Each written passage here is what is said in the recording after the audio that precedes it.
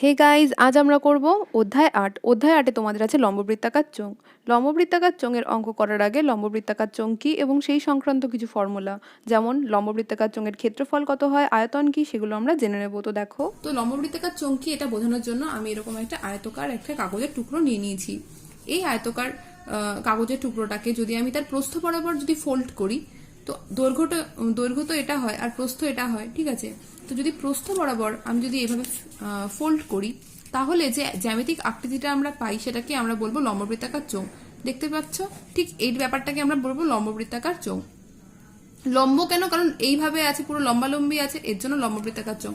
আর এখানটায় দেখো এরকম ওপর নিচে দুটো বৃত্ত তৈরি হয়েছে, ওপরে আর নিচে দুটো বৃত্ত তৈরি হয়েছে। ওকে, তাহলে নিশ্চয়ই বুঝতে পেরেছো। আচ্ছা, তাহলে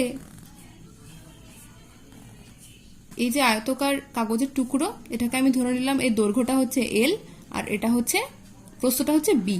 এটাকেই ফোল্ড করে আমরা এই চোঙটাকে পেয়েছি, এই চোঙটাকে আমরা পেয়েছি। ওকে, তাহলে এই যে যে বৃত্ত দুটো তৈরি হয়েছে ওপর নিচে, সেটাই ইকুয়াল টু, মানে তার যে পরিধি সেটা ইকুয়াল টু এল, তাই তো? কারণ এটাই তো ফোল্ড করে আমরা এটা পেয়েছি, আর পরিধি মানে কি শুধু চারধারটা বোঝায়, তাই তো? তাহলে এর পরিধিটা ইকুয়াল টু আয়তক্ষেত্রের দৈর্ঘ্যটা, আর এর যে প্রস্থটা সেটাই হচ্ছে এই চোঙের উচ্চতা, ঠিক আছে। উচ্চতা মানে এটা বি, তাই তো? এটা হচ্ছে বি। ওকে, আচ্ছা, এই তো গেল ব্যাপার স্যাপার। তো দেখো, তাহলে আয়তক্ষেত্রের ক্ষেত্রফলটা আমরা বার করে নিই আগে। তাহলে আয়তক্ষেত্রের ক্ষেত্রফলটা কি? দৈর্ঘ্য গুণ প্রস্থ, মানে এল ইন্টু বি। এত হচ্ছে বর্গ একক, এত হচ্ছে বর্গ একক, ঠিক আছে। এবার আমরা কি বললাম, যে এই যে দৈর্ঘ্যটা আছে আয়তক্ষেত্রের আর এই যে বৃত্তের যে মানে পরিধি রয়েছে এখানে, সেই দুটো তো সমান হবে, কারণ এটাকে ফোল্ড করেই তো আমরা এটা পেয়েছি, তাই না? তো আমি ধরে নিলাম যে ব্যাসার্ধ হচ্ছে আর এই বৃত্তটা দুটো তো সমান হবে, কারণ এখানে তো দৈর্ঘ্য দুটো পরস্পর সমানই হয়, তাই না? তাহলে এটাও যদি আর হয় তাহলে এটাও আর, তাহলে এটা যদি আর হয় তাহলে চোঙের ভূমির পরিধি দ্যাট ইজ ইকুয়াল টু, মানে আমি বলতে পারি এল ইকুয়াল টু 2 পাই আর, মানে এলও যা 2 পাই আরও তো তাই হবে, তাই না? ওকে, তাহলে এত হলো, এত একক। আর আর কি? চোঙের উচ্চতা, চোঙের উচ্চতা দেখো বি, এই যে বি, এই বি ইকুয়াল টু আমি এইচ ধরে নিলাম, বিও যা এইচও তাই, ঠিক আছে, আমি জাস্ট এইচ ধরে নিলাম। ওকে, তাহলে হলো। আচ্ছা, তাহলে এখন আয়তক্ষেত্রের যে ক্ষেত্রফল, ঠিক আছে, আমি লিখেছিলাম এল ইন্টু বি, সেই এল এর জায়গায় আমি কি লিখতে পারি? 2 পাই আর বি এর জায়গায় কি লিখতে পারি? এইচ। তাহলে টোটাল কি হলো? 2 পাই আর এইচ। তাহলে এত কি? এত বর্গ একক।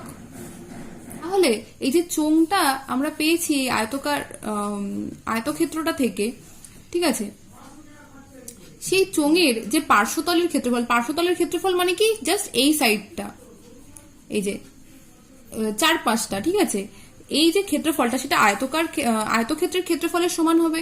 তাহলে আমরা বলতে পারি যে 2 pi R H that is equal to এই লম্ব বৃত্তাকার চোঙের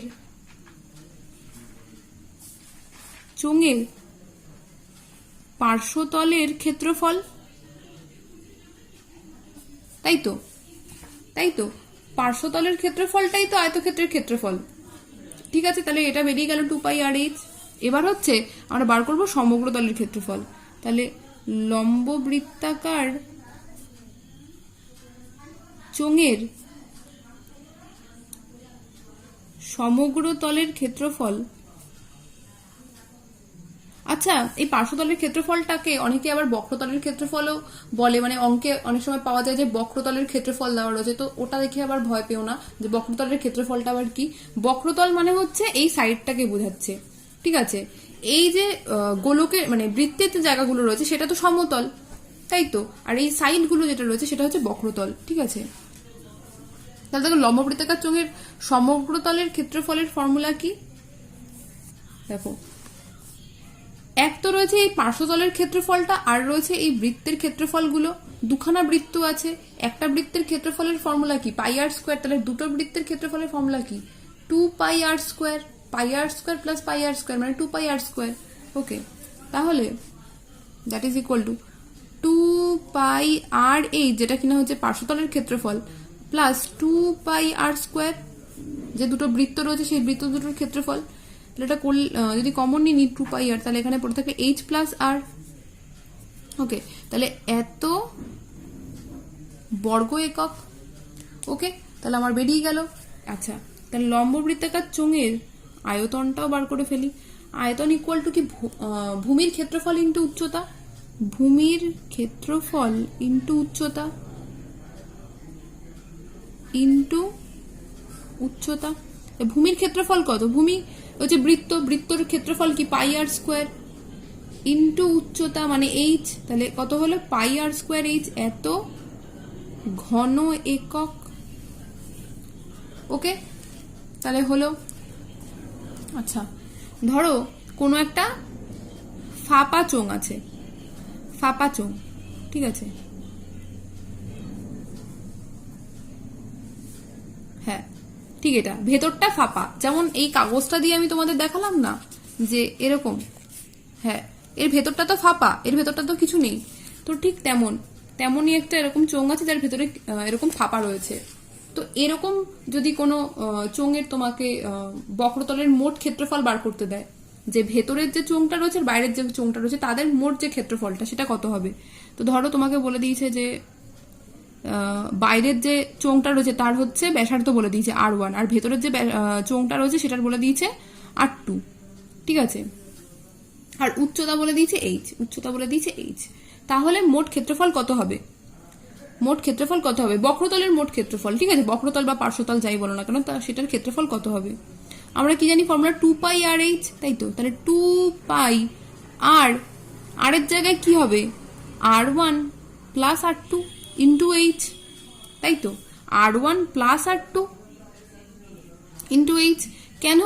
কারণ এই যে 2 পাই R1H প্লাস 2 পাই R2H, তাই তো, বাইরের যে চোঙটা আছে তার তার পার্শ্বতলের ক্ষেত্রফল প্লাস ভেতরের যে চোঙটা আছে তার পার্শ্বতলের ক্ষেত্রফল। তাহলে দুটো থেকে 2 পাই এর যদি কমন নিলে তাহলে R1 প্লাস R2 পড়ে থাকলো, তাহলে হয়ে গেল এত বর্গ একক। তো দেখো আমাকে এবার বলেছে যে ধরো এরকম একটা ফাঁপা চোঙ আছে, তার বলেছে সমগ্র তলের ক্ষেত্রফল কত বার করতে। তো আমরা সমগ্র তলের ক্ষেত্রফল ইকুয়াল টু কি জানি, পার্শ্বতলের ক্ষেত্রফল প্লাস হচ্ছে দুটো বৃত্তাকার যে তল রয়েছে সেই বৃত্তাকার তলের ক্ষেত্রফল, ঠিক আছে। তাহলে দ্যাট ইজ ইকুয়াল টু কি হবে, পার্শ্বতলের ক্ষেত্রফল তো আমরা বার করেছিলাম 2 পাই R1H প্লাস 2 পাই R2H, বা এটাকে আমরা লিখতে পারতাম 2 পাই H into R1 plus R2, এভাবেও লিখতে পারতাম। আচ্ছা, প্লাস এবার হচ্ছে দুটো বৃত্তাকার তলের ক্ষেত্রফল। বৃত্তাকার তল তো জাস্ট এইটুকু না, ভেতরটা তো ফাঁপা, তাই না? তাহলে এই যে বাইরের যে আমার তলটা রয়েছে আর ভেতরের যে তলটা আছে, মানে এই দুটো আমরা বিয়োগ করে দেবো, তাহলেই তো আমরা এইটুকু তল পাবো। তাই তাহলে বাইরের যে বৃত্তটা আছে তার কি হবে পাই R1 স্কোয়ার, ওকে, আর ভেতরের যে বৃত্তটা আছে তার কি হবে পাই R2 স্কোয়ার। তাহলে এটা কি হবে, বাইরেরটা থেকে ভেতরেরটা বিয়োগ দেব, তাহলে এরকম কটা বৃত্ত আছে, দুটো, তাহলে ইন্টু 2, তাহলে এই দুটো থেকে কি কমন যাচ্ছে 2 পাই H R1 প্লাস R2, আর এখানটা থেকে দেখো 2 পাই বাইরে আর ভেতরে R1 square minus R2 square, ঠিক আছে। তাহলে এত কি বর্গ একক। তো ব্যাস এইটুকুই ফর্মুলা ছিল, এই ফর্মুলা দিয়ে আমাদের অঙ্ক হয়ে যাবে। তো চলো অঙ্ক স্টার্ট করি। তো কষে দেখি 8-এর প্রথম অঙ্কটা দেখো, পাশের চিত্রের ঘনবস্তুটি দেখি ও নিচের প্রশ্নের উত্তর লিখি। তো এই যে ঘনবস্তুটা দেওয়া রয়েছে তার কটা তল এবং সেই তলগুলোর মধ্যে কটা বক্রতল ও কটা সমতল সেটা বার করতে দিয়েছে। দেখো প্রথম অঙ্কটায় আমাকে এরকম একটা ছবি দিয়ে দিয়েছে, এখানটায় আমাকে বলেছে যে ঘনবস্তুটির কটি তল আছে। তো দেখো উপরে একটা তল আছে, নিচে একটা তল আছে, আর এই সাইডের যে তলটা সেইটা, মানে টোটাল হচ্ছে 3টি তল। আচ্ছা, সেকেন্ডেরটা কি বলেছে যে ঘনবস্তুটির কটি বক্রতল আর কটি সমতল। দেখো, ওপরের যে তলটা আর নিচের যে তলটা, এই দুটো তল হচ্ছে সমতল, তাই তো, একদম সমান সমতল। আর সাইডের যে তলটা সেটা হচ্ছে বক্রতল, তাই তো। তাহলে তিনটি তলের মধ্যে হচ্ছে একটি বক্রতল আর দুটি সমতল। ওকে। দেন নেক্সট দুয়েরটা, আমার বাড়ির 5টি ঘনবস্তুর নাম লিখি যাদের আকার লম্ববৃত্তাকার চোঙ। তো এই কোশ্চেনটা অতটাও ইম্পর্টেন্ট নয়, কিন্তু যদিও তোমরা করতে চাও তাহলে লম্ববৃত্তাকার চোঙ আকৃতির কোনো জিনিস যদি বাড়িতে থেকে থাকে সেরকম 5টি জিনিসের নাম তোমরা লিখে দিতে পারো। 3এরটা দেখো, স্টিলের পাতলা চাদর দিয়ে তৈরি ঢাকনা সমেত একটি ড্রামের ব্যাসের দৈর্ঘ্য 28 সেমি। ড্রামটি তৈরি করতে যদি 2816 বর্গ সেমি চাদর লাগে তবে ড্রামটির উচ্চতা হিসাব করে লিখি। তো দেখো, তাহলে দেখো আমাকে প্রশ্নে বলেছে যে ড্রামটির উচ্চতা বার করতে। তাহলে প্রথমে আমি ধরে নেব যে ড্রামটির উচ্চতা দ্যাট ইজ ইকুয়াল টু 8 সেমি। ওকে। দেন ড্রামের ব্যাস বলে দিয়েছে, তাহলে ড্রামটির ব্যাস বলে দিয়েছে আমাকে কত, 28 সেমি। তাহলে আমার তো ব্যাস দিয়ে কোনো কাজ নেই, আমার তো ব্যাসার্ধ লাগবে। তাহলে ড্রামটির ব্যাসার্ধ কত, 28/2, তাই তো জানি ব্যাসার্ধ ইকুয়াল টু ব্যাস বাই 2। তাহলে এত সেমি। তাহলে 28কে যদি 2 দিয়ে ভাগ করি তাহলে কত হয়, 14। তাহলে 14 সেমি। তো দেখো আমাদের প্রশ্নে কি বলে দিয়েছে যে ড্রামটি তৈরি করতে 2816 বর্গ সেমি চাদর লাগে। তো এটা দেখে তো বুঝতেই পারছি যে আমাকে ক্ষেত্রফল বলে দিয়েছে, এছাড়াও যেহেতু বর্গ সেমি বলেছে এর জন্য বোঝাই যাচ্ছে যে ক্ষেত্রফল। এবার সমগ্রতলের ক্ষেত্রফল বলেছে নাকি পার্শ্বতলের ক্ষেত্রফল বলেছে, এটা হচ্ছে একটা ব্যাপার। এখানে কিন্তু অনেকে গুলিয়ে ফেলে যে সমগ্রতল না পার্শ্বতল। দেখো এখানটায় বলেছে ঢাকনা সমেত ড্রামটা তৈরি করতে হবে, ঠিক আছে। এবার নিশ্চয়ই এক তো বুঝতে পারছি যে ঢাকনা মানে ওপরটা কভার থাকছে, এছাড়াও ড্রামের নিচটাও তো কভারই থাকে, তাই না? ড্রামের নিচটা তো আর ফাঁকা থাকে না, ফাঁকা থাকলে তো জল তো সব পড়েই যাবে, তাই তো। তার মানে ওপরটা আর নিচটা দুটোই কভার, তার মানে এখানে সমগ্রতলের ক্ষেত্রফলের কথাই বলা হয়েছে। তো দেখো, তাহলে ড্রামটির সমগ্র তলের ক্ষেত্রফল that is equal two 2πr into r plus H, বা 2πrh প্লাস 2πr স্কোয়ার, তোমরা যেভাবে খুশি লিখতে পারো। তাহলে 2π মানে 22/7 ইন্টু আর হচ্ছে 14 ইন্টু 14 প্লাস এইচ। ওকে, 14 প্লাস এইচ এত সেমি স্কোয়ার বা বর্গ সেমি যাই লেখো না কেন, তাহলে এটা হলো। তাহলে এটা ইকুয়াল টুই তো আমাকে 2816 বর্গ সেমি বলে দিয়েছে, তাই না? তাহলে দ্যাট ইজ ইকুয়াল টু, তাহলে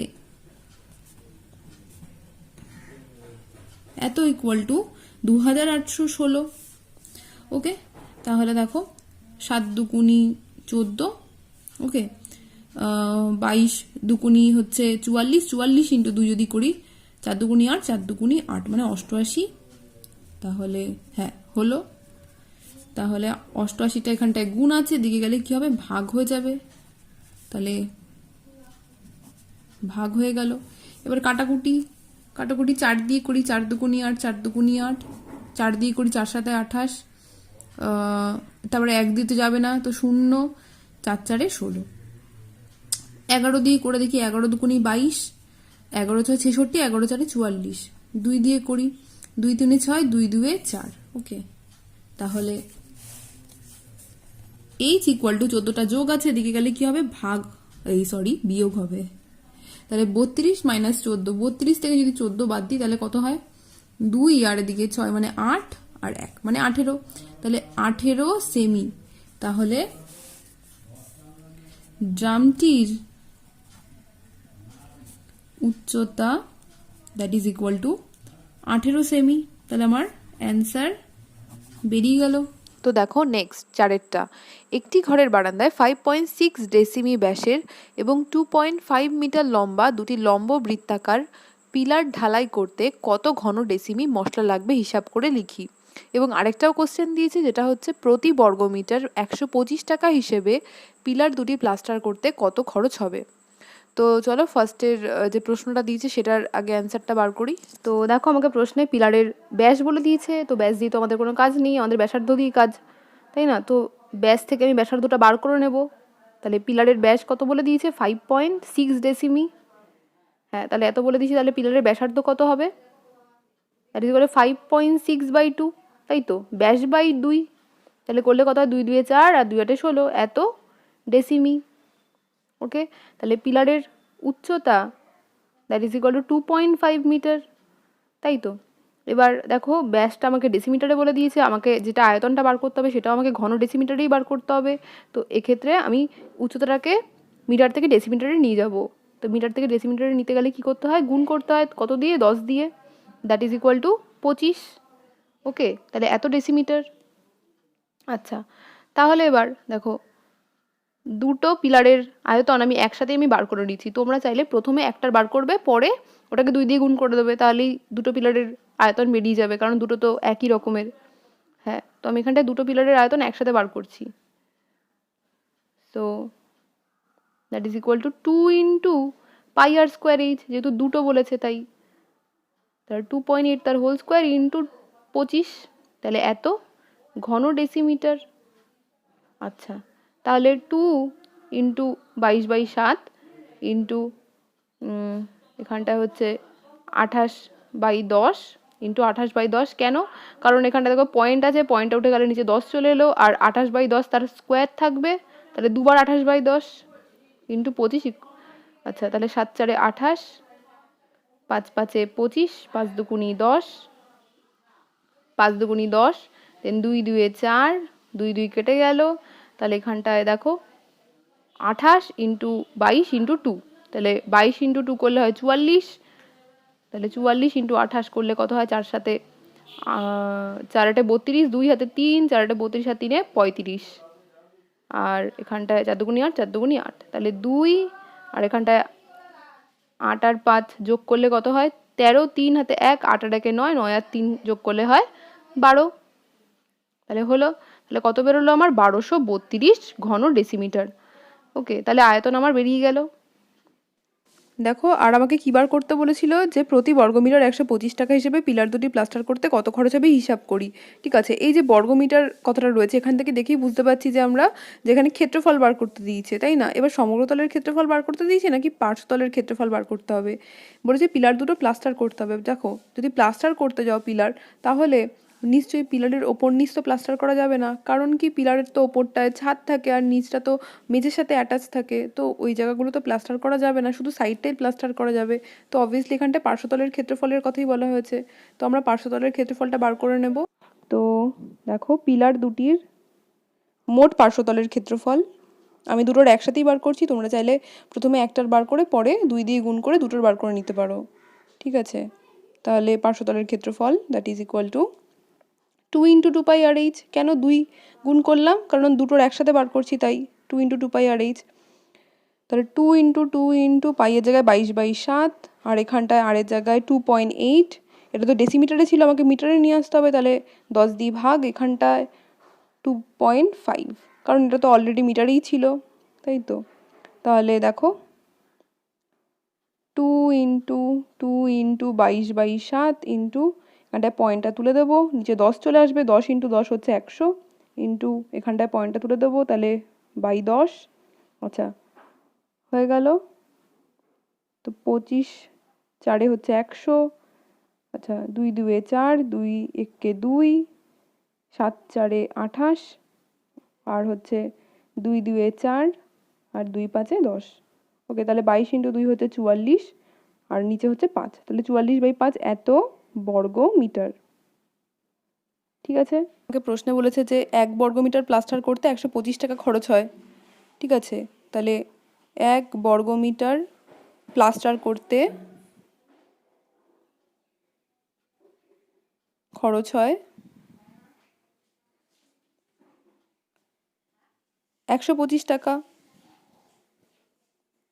তাহলে 44/5 এত বর্গমিটার প্লাস্টার করতে খরচ হয় 44/5 ইন্টু 125, এত টাকা। ওকে, তাহলে 5 দিয়ে যদি কাটাকুটি করি, 5 2 10, 5 5 25, আর 44 ইন্টু 5 এই 25, এত টাকা। তাহলে তাহলে এটা যদি করি, 25 4 100, 0 হাতে 10, 25 4 100, 100 আর 10 যোগ করলে হয় 110, তাহলে এত টাকা। তাহলে আমার বেরিয়ে গেল তাহলে 1110 হচ্ছে অ্যান্সার। তো তোমাদের যদি এই ভিডিওটা হেল্পফুল বলে মনে হয় তাহলে একটা লাইক করে দিও, বন্ধুদের সাথে শেয়ার করো। যদি কোনো ডাউট থাকে আমাকে অবশ্যই কমেন্টে জানিও, আর এখনও যারা সাবস্ক্রাইব করোনি তারা সাবস্ক্রাইব করে দিও। টাটা।